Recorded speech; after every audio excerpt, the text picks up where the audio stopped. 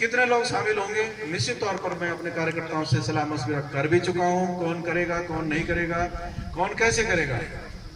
हम एक सूची बनाएंगे, उसके लिए एक अलग से कार्यक्रम यहाँ ब्लॉक मंडल मुख्यालय में रखेंगे, हम फौजदार मंडल मुख्यालय में रखेंगे, हम कोई वरिष्ठ नेता हमारे आएंगे, हम सबकी सहमति के आधार पर एक लिस्ट बनाएंगे, गांव-गांव से बनाएंगे, और जो शामिल होना चाहेंगे मैं तो सबसे निवेदन करूंगा कि आप शामिल होइए। एक परिवार का मैं हिस्सा बन गया तो आप भी बनेंगे।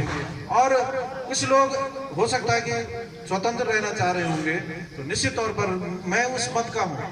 अरे मैं 1985 से लगा हूँ, अब जाके मैं भाजपा में आया। भाजपा के बहुत सारे मित्र मुझे बोलते थे, तो कहीं ना कहीं जो है मैं आया हूँ, तो मैं भी कोशिश करूंगा कि आपको भी भाजपा की विचारधारा से कन्विंस कर सकूं, भाजपा की विचारधारा से आपको सहमत कर सकूं। जो मेरे मित्र हमसे रह जाएंगे उसमें मुझे थोड़ा समय लगेगा, तो ऐसा नहीं है कि मैं कोशिश करूंगा, और जो नहीं भी आएंगे मैं उनका तब भी स्वागत करूंगा। मेरे लिए जिन्होंने किया है मैं उनका एहसान कभी नहीं भूलूंगा। मैं चाहे पार्टी में कहीं भी रहूं, किस तरह भी रहूं, मैं कभी उनका एहसान नहीं भूलूंगा।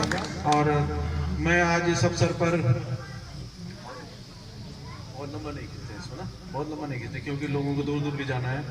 तो मैं इस अवसर पर आप सबका बहुत बहुत धन्यवाद देता हूं कि आपने मुझे आज यहाँ पर, मैं देख रहा था ऐसी बात हो रही थी कि साहब हॉल में कितने लोग आएंगे, लोगों ने कहा 400-500 300-400 लोग आएंगे। तो हमने सोचा कि इतने लोग आएंगे, ऐसा राय मशविरा अध्यक्ष जी ने कहा था। तो यहाँ मैं समझता हूँ कि जो हमने कल्पना करी थी उससे 4-5 गुना लोग आए हैं। तो मैं आपका बहुत बहुत आभारी हूँ कि आपने पहले भी जितना हमने सोचा था उससे भी ज्यादा समर्थन आपने पहले मुझे दिया, और आज भी मैं देख रहा हूँ कि जो मैं सोच रहा हूँ उससे भी ज्यादा समर्थन आप लोग दे रहे हैं मुझे और मेरे संगठन को।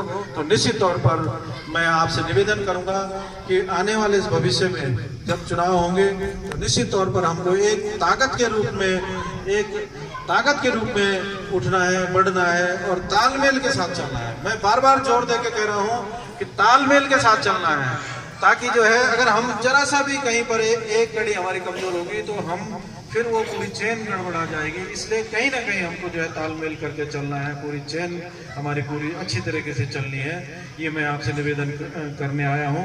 और पुनः फिर बहुत जल्दी जो है अब धीरे धीरे अब जो है पार्टी संगठन का विस्तार भी और चुनाव का भी रणनीति हम लोग बनाएंगे, आपके बीच में आएंगे।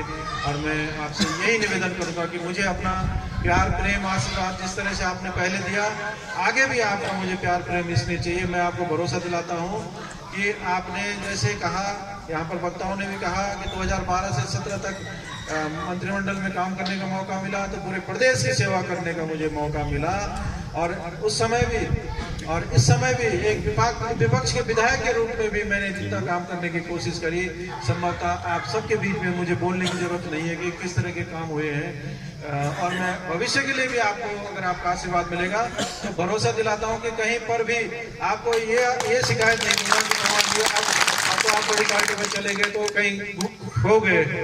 खोऊंगा नहीं, मैं और तेजी के साथ काम करूंगा, ये मैं आपको भरोसा दिलाता हूँ। बहुत बहुत धन्यवाद सभी का। जय भारत, जय उत्तराखंड। आए थे और उन्होंने भारतीय जनता पार्टी के कार्यक्रम में वो आए और कहीं ना कहीं जो है उन्होंने समर्थन का वादा किया। मेरे बहुत सारे हो सकता है कि कोई चिंतक ऐसे हों कि जो अभी एकदम से ज्वाइन न कर पाए हों, न करेंगे, क्योंकि अभी हमारा सदस्य अभियान कार्यक्रम चलेगा। निश्चित तौर पर जब हम नीतियों को बताएंगे तो निश्चित तौर पर प्रभावित होकर जो है भारतीय जनता पार्टी में सारे लोग शामिल होंगे। सब कुछ लोग जो टिकट की मांग कर रहे हैं भारतीय जनता पार्टी में, कुछ बड़े चेहरे वो आज यहाँ पर दिखाई नहीं देंगे। लगता आपको नहीं लगता कि पार्टी के? मुझे मालूम नहीं है, क्योंकि ये पार्टी संगठन का कार्यक्रम है और मैंने किसी को भी सूचना नहीं दी। पार्टी संगठन ने सूचना दी होगी, हो सकता है कि वो कहीं और भी कार्यक्रम में आज व्यस्त होंगे, क्योंकि आज पंडित दीनदयाल उपाध्याय जी के जो जन्मदिवस पर कार्यक्रम होने हैं, तो संभवतः पार्टी के द्वारा उनको कहीं और जो जिम्मेदारियां दी हों, तो हो सकता है कि वो वहाँ गए हों और निश्चित तौर पर पार्टी के अंदर पूरा तालमेल अनुशासन है। और जहाँ तक मुझे लगता है, और रही टिकट की बात, जिसको टिकट मिलेगा, जिसको जहाँ से टिकट मिलेगा, मुझे कौन से क्षेत्र से टिकट मिलेगा मेरे को स्वयं पता नहीं है। अभी पार्टी टिकट कहाँ से देगी नहीं देगी, क्या जिम्मेदारी देगी, मैं हर तरह से तैयार हूँ, मैं पार्टी के साथ खड़ा हूँ। मेरी अभी उत्तरकाशी के लोगों से भी बात हुई थी कुछ दिन पहले। आप एक ऐसे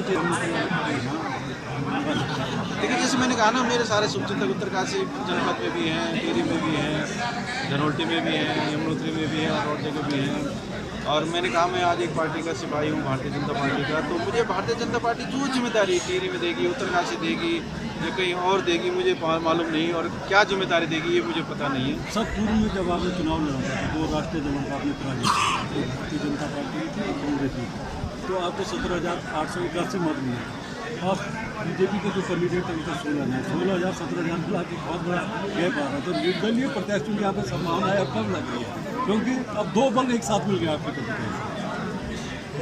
अब ये आपने स्वयं ही बोल दिया, मैं उत्तर देने लायक कहाँ हूँ। आपने तो कह दिया कि 18 और 16 कितना होते हैं, 34, ठीक है। तो अब आप बाकी कितना बचता है वो भी देख लो। और जो भाजपा का और अच्छा माहौल होना है वो 34 में प्लस और वो भी होना है, जहाँ तक मुझे लगता है। तो एक यही सीट है जो कंफर्म है।